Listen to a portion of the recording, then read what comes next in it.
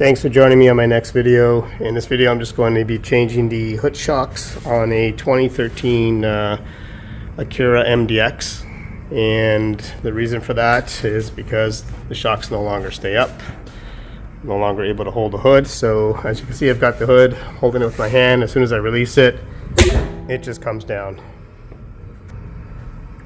Okay, so I've just got the hood back open, and I put this stick here just in the middle of the hood.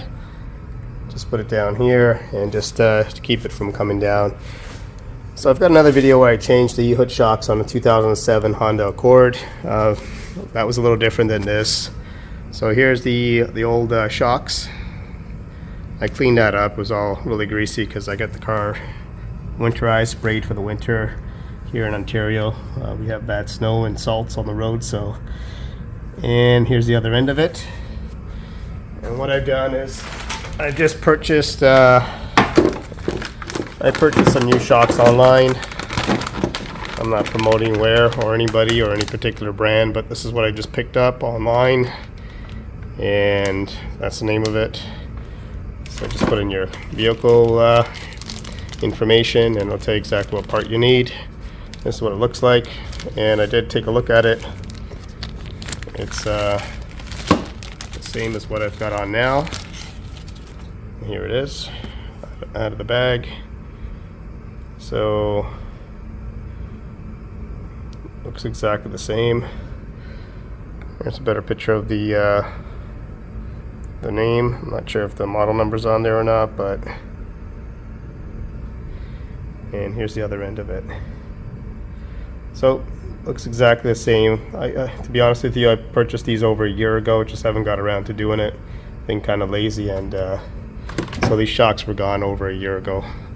So I would have made the car about maybe just over 10 years old, and so time to change them. Just awkward every time you're trying to add windshield fluid or do an oil change or something. It's just awkward having to put something to support it. Okay, so let's proceed with changing these shocks. Okay, so what I'm going to do is just get a flat screwdriver and pretty much just pop off this pin right inside here. That might be a little bit too big, the screwdriver, so I'm going to get a little smaller screwdriver, get it to fit inside here, and just pop that clip off. Let me do that with a proper screwdriver. Okay, so I got a smaller screwdriver. Gonna get that in there and just pop that out.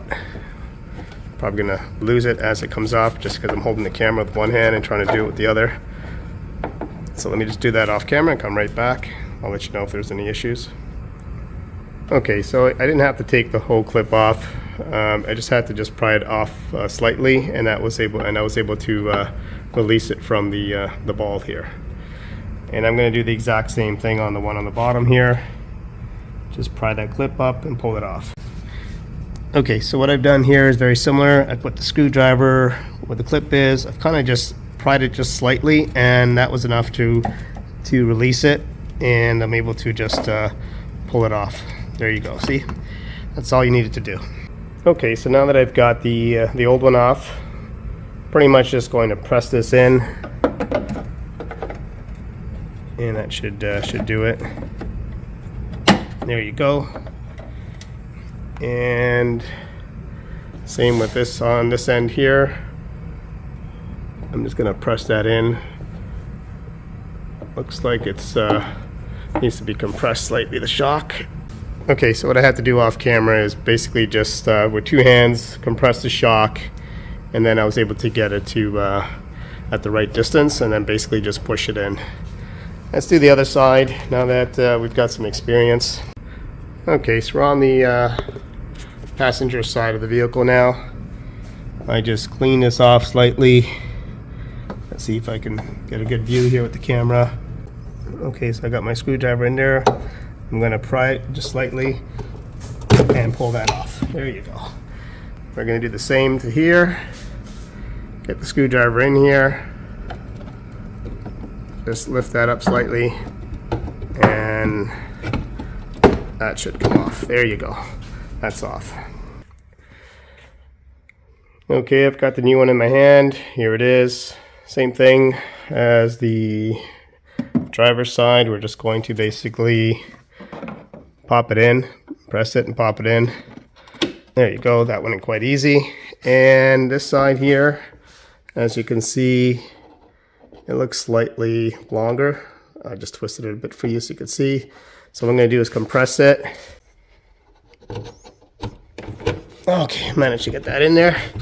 And there you go. It doesn't take too long to change shocks. They're not that expensive. And let's do the test. Let's remove this baby from here. Voila, the hood stays open. So this probably should have not taken me more than 5 minutes to complete. Both sides. And that's about it. So as you can see, I pushed it down. I'm going to lift it up. And look at that baby. So it's probably good for another few years. And now for the life of the car. So the shocks are working great. As you can see, it wasn't too difficult. Once again, just to repeat, get a screwdriver underneath here, pry it slightly, they should pull off. And do the same down here, get a screwdriver in there, pry the clip up, and then pull out. And that's about it. So I hope you enjoyed the video. Please subscribe, and please give this video a like if it helped you out. Thank you.